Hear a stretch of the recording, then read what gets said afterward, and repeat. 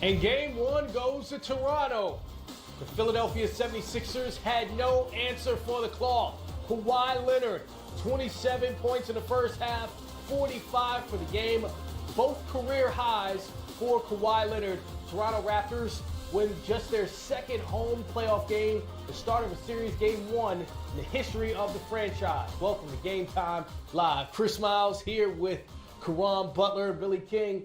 Fellas, it really from start to finish felt like the Raptors came out and handled their business. It was exactly what Coach Brett Brown said, prior to the game, where he talked about the explosiveness of the Toronto Raptors and getting out in transition and having the luxury of having a guy like Marc Gasol that's able to pitch ahead and see Kawhi Leonard and Siakam and those guys operate. They did an amazing job. Really outscored them in the first half and just kind of fed off that momentum. They did, and the defense to me is what made the difference tonight. I mean, Toronto gave up 95 points tonight. They gave up 92 in the Orlando series. Sixers averaged 122 against Brooklyn. They couldn't score against Toronto tonight. Embiid was forced to go on the perimeter. Jimmy Butler struggled to beat guys off the dribble. To me, that was the difference tonight. Toronto was able to defend Sixers, the perimeter guys. Sixers couldn't defend Toronto's perimeter guys. And to me, that's what it's coming down to. It's not about Joel Embiid inside. They can't defend their perimeter guys for Philadelphia. And that's the answer they got to figure out. It's not how to score, it's how do we stop them on the perimeter. Well, when you say that, I look at Jimmy Butler and I think, isn't he an all-defensive guy? Shouldn't Philadelphia do a better job at defending Toronto on the perimeter? No one particular guy can stop anybody in this game. You know what I mean? Like, it has been methods and many tried, but they fail and they continue to fail time and time again. But the luxury of having everyone on the same string and building the wall in those instances is very important. And you saw that for the Philadelphia 76ers. They just didn't do it, for the majority of this game. And on the opposing end, you saw the Toronto Raptors doing it. One thing we noticed about these two teams coming into the postseason was not just experience, but experience together. Yeah, Kawhi Leonard is a new addition, but the rest of his team in Toronto, they've been together for a really long time. When you look at Philadelphia, when going into the playoffs with Tobias Harris and Jimmy Butler coming into the fold with Joel Embiid and Ben Simmons and J.J. Redick, that group only played, I think, 11 or 12 games together in this regular season. Are we seeing that difference in this first game in the second round? Because the habits were formed in the 28 days of training camp at the beginning of the season. Kawhi was there. He may not have been with them last year, but he developed those habits with them in the training camp. The Sixers added Jimmy Butler, so he tried to figure out, then you had Tobias Harris late, so you don't have time to practice to get those habits. And so they're doing a lot of this on the fly offensively and defensively. You notice Toronto, whenever Jimmy Butler had it on the wing, they were elbows and boxes. The defenders were on the help side. They were at the elbows and the boxes ready to help. And then the Sixers, they were spread out, spaced out. And it's just right now is they're trying to figure this out on the fly. They can do it against Brooklyn because Brooklyn, they have more talent than Brooklyn.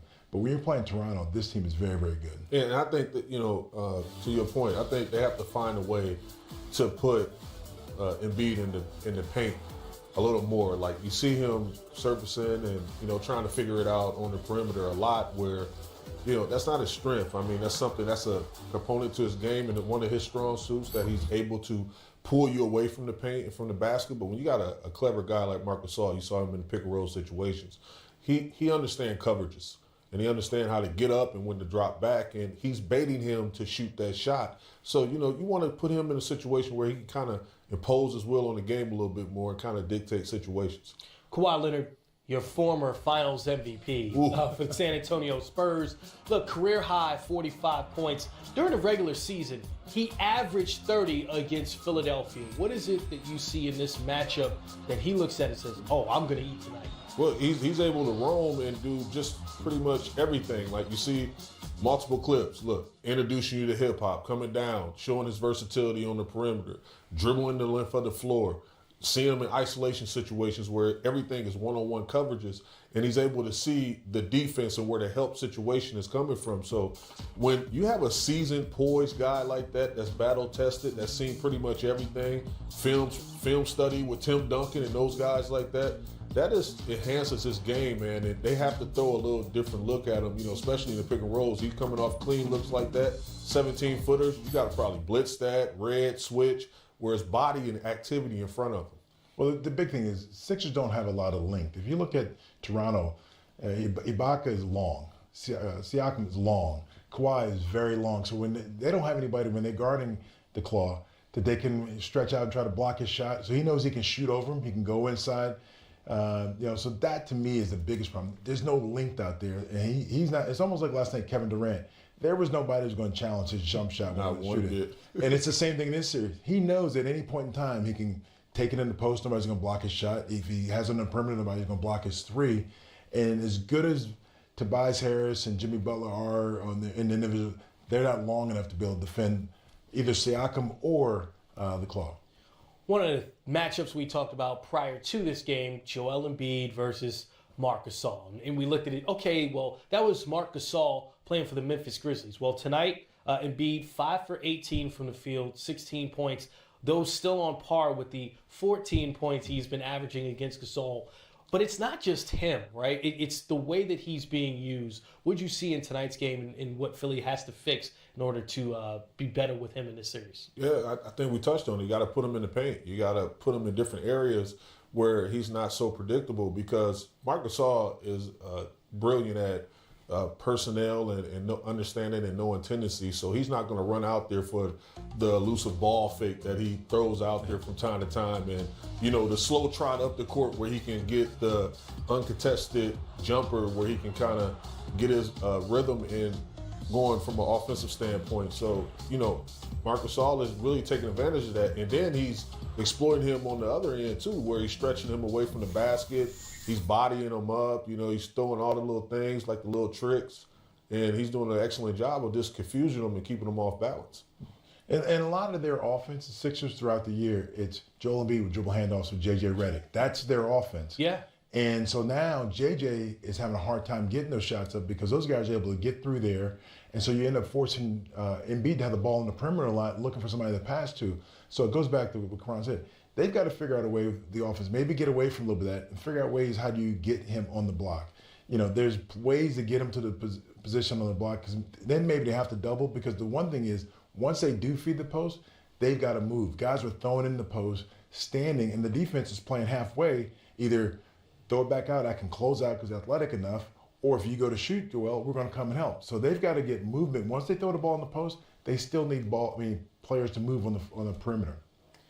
So Toronto won this series in the regular season 3-1. Every game in the regular season was decided by 10 points or more, and it's now 14 consecutive home games for Toronto over Philly, dating back to 2013. Is there a sort of mental edge for a team like the Raptors when you dominate a team like the 76ers this long, especially when you just look at those streaks? I mean, from a veteran standpoint, it gives you a ton of confidence going into that space where we play extremely well at home, but it's just one of those things that, you can't take for granted. And here we go. Here's Toronto head coach Nick Nurse. Team, when you see guys like Kawhi and Pascal come out in the first quarter and be so dominant right off the bat. Well, I think it got us kind of got the jitters out and stuff, Doug. To be honest with you, I didn't think we were moving great at the start tonight. Again, it's a start of another big series, and we weren't pushing as hard as I would have liked, and we weren't cutting as hard as I would have liked, and those guys kind of bailed us out and kept us ticking over. Actually played enough offense to kind of get us a nice little lead there at the start. So it was big to have those two guys step up and kind of jumpstart us. Eric, to your left, about halfway down, Coach. Eric Caron, The Athletic. You sort of resisted the urge to match up with what they do in terms of their rotations. Why was that? Well, I think, as I stated before the game, I was really pleased with what our rotations looked like in the first series, and I wanted to kind of give it a go. We tweaked it a little. I think I might have got Danny back in pretty quick to get another starter out there at the beginning of the second, and I kind of, I was tempted to start the fourth to bring Kawhi back, to be honest with you, too, because I thought the way that third ended, they had a little momentum. But our guys, we stuck with them, and they went out and got a quick, I think it was just a 4-0 run, but it was a big 4-0 run, and they had, they took a timeout. Steve at the back and to your right, Coach. Nick, Steve Simmons, Toronto Sun. Is there anything Kawhi does that surprises you? Or have you seen everything now? Well, I think that was...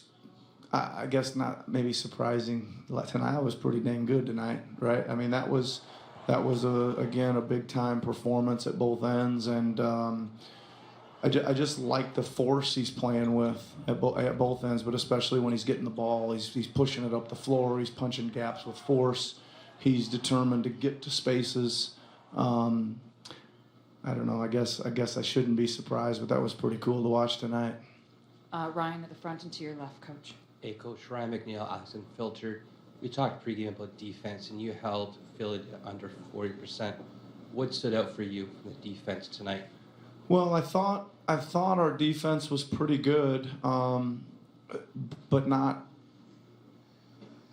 Let's put it this way: there's room for improvement. I thought we had several breakdowns as well, but what stood out for me is we did one thing that we set out to do, which was get up and get in them. Right? We didn't want to let them have too much easy. They had a couple, drives down, uncontested, a couple dunks here and there, but the main thing, I think once we kind of got ourselves settled into the game, we were breaking up their sets, we were stopping the ball a long ways from the basket with the dribbler picking up his dribble, and we were up in them. So that's a really good starting point, right? That we're up and we're pressuring. Lewis, about 3/4 of the way down on your right, Coach. Lewis Atzman, Raptors Republic. You mentioned you'd open relatively vanilla from the last series and see what happened. Aside from the obvious, what did you see? Not asking for specific adjustments, but anything in general worth changing going forward, or happy with it? Well, I think there's always adjustments to be made, and I think that's always the battle you got to make after a win, right? Is that you think, oh well, that game went well, and let's not change anything. But I think there's always adjustments to make, and we'll look at some things. I think there's some things we definitely can shore up,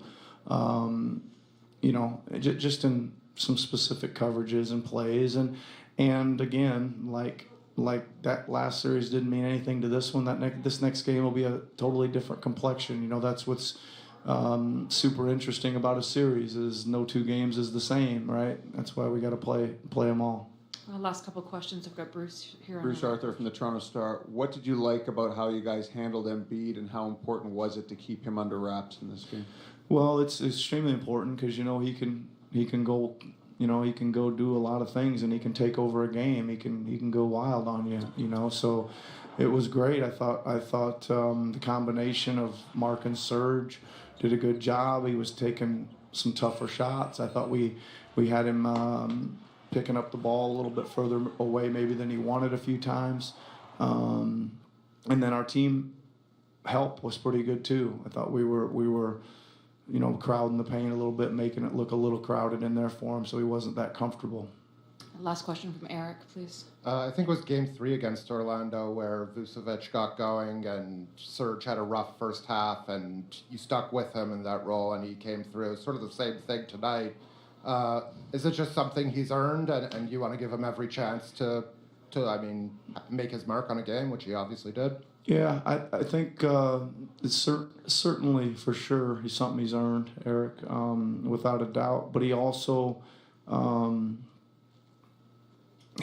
plays that way a little bit. He's kind of, I don't know. He kind of, as the game wears on, he always seems to get better and better. So sometimes you got to live through a little bit of that, and we can't play Mark the whole game. So we gotta get him out there, and I think that Serge has got that game under his belt. I think he'll be a little bit better from the start, but he was really something down the stretch, blocking shots and rebounding and making some hard drives, and he definitely got into the flow of the game there in the fourth quarter. Thank you. Coach Brown is on. Thank you. Down. Caron, one of the things we heard Nick Nurse said is we wanted to break up their action, right? You saw Philadelphia shoot just 39% from the floor, 34% from three-point range. How'd they do that?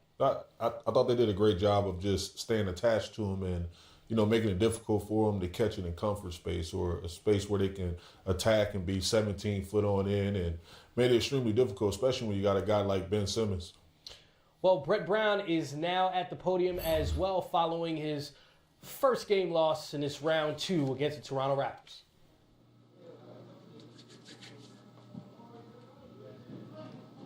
Brett Sertod, Philadelphia Inquirer.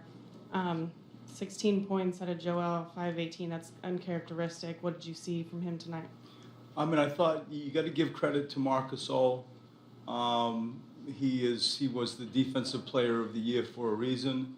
I thought Serge, came in and did a good job athletically, especially, making it difficult for Joel. And I got to help him more. I think getting him into the post different ways and freeing him up a little bit more than we did is something that I have to look at. But I give Toronto credit for their defensive effort tonight. Coach, John Schumann, NBA.com. How far has Kawhi Leonard come along as a scorer since you were with him in San Antonio? Leaps and bounds, incrementally, just every year gets more dominant. And even when I came to Philadelphia, those years that I was in Philadelphia, looking in the rearview mirror of him evolving under Pop and in the San Antonio Spurs system, that you could just see this thing's trending in an incredible way. And to sort of fast forward that and look at his skill package tonight and the variety of ways that he scored and could get his shot off on some pretty good defensive players and big athletes was incredibly impressive. Hey Brett, that wave that over here to your right, the wave that Toronto hit you with in the middle of the first quarter, was that something just so different from the first round series that almost a team needs to adjust to when it goes up against opponent at this next stage of the postseason? I mean, I wouldn't want to commit or own that you need it. I don't feel that. But what I do feel is because it happened, I think that reality stick, stings a little bit. And so we felt it with Brooklyn. We came out and needed to do better in the first game at Brooklyn. There were some things that, as I'm feeling the game and obviously not watching the tape, that we can do better just executing what we tried to get done. I think that there are some individual performances that we'd like to have back. These guys, we can all get better. I can do a better job on maybe freeing up Joe, or maybe showing even more of a crowd to Siakam or Kawhi. But in general, I wish you didn't need something like this to jump into a series. But we're not going home. We're not going away. We will dig in and come back better in Game 2. Coach, Steve Brotherston, Pro B-Ball Report. Prior to the game, you were talking about you weren't going to play scared. You were going to do what you've been successful at. And on the boards, you were quite good. You dominated second chance points. Toronto, on their side, dominated on the fast break points. Is this a trade-off you can live with going forward? I hope so. I hope so. We had the turnovers still are too many. You'd like to have, a handful of those back. I'll be curious when you look at the tape and we say, because, Tobias, as an example, crashed the boards, we got punished going the other way. I didn't feel like that was a result of the transition points because we went to the offensive boards. I could be wrong when I look at the tape, but to your question, is it a trade-off? I hope not. Brett, Kyle Newbeck, Philly Voice. You decided to go with Furkan as the bench wing tonight after losing Mike and having to slide James up. I guess, why did you go with him, and were you happy with what he gave you out there? Yeah. The short answer is shooting. We felt with the way Toronto guards, they really scramble well. They're unafraid of attack and penetration. That if we were going to, and we needed to obviously without Mike, find another wing, you can go with Zaire, Jonathan, Furkan. You had to choose from that, say, group. We felt Furkan's ability to score was the trade-off we were prepared to live with. We felt defensively we could put him in environments that wouldn't entirely expose him. But the true answer is when we chose to go with Ferk, it was driven because he out of that group is the best shooter. Brett, David Greneman, ESPN. Getting back to Kawhi, there were some possessions where you saw Ben on him, but Ben was also guarding a variety of guys. Is that something you look to in Game 2, considering the success that he had in the first round on all the defensive assignments that he got, where you just got to give him a shot on Kawhi? Yeah, I mean, when you have Tobias Harris and Jimmy Butler and Ben Simmons, you feel like you have answers to figure out who's guarding, Siakam or Kawhi. And we had great success in the Brooklyn series with Ben guarding a point guard with his length. To your question, could we see him more on Kawhi? Maybe. Or maybe, some of the others, we just got to do a little bit better and give them help with crowds. Again, you're always smarter in the light of day after you've seen the tape. But, our intention was to have multiple defensive players on Kawhi out of that group that I just said. Brett in the back here. With all due respect to Kawhi's performance, how difficult is it when you have Siakam out there with him and trying to match up with both those players at the same time? And can you talk a little bit about how you think you did in that regard tonight? I think we have to do better if we're gonna win a game. If we're gonna win the series, we have to do better in relation to both of those guys. Now we can all sit here and say, kind of no kidding. The ripple effect is this is the best three-point shooting team in the NBA after the trade. And so, the balance of going at somebody and getting picked apart with Kyle or Danny, and others is real. So I feel like you certainly shake their hand, Kawhi and Pascal, like they were excellent. But are you just going to live with that throughout a series? I doubt it. What that looks like, how frequent is it? We'll figure that out. Thanks, Brett. Thank you.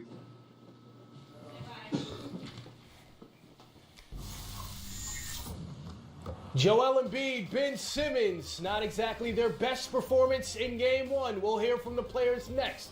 You're watching Game Time Live. NBA Game Time is brought to you by State Farm, here to help life go right.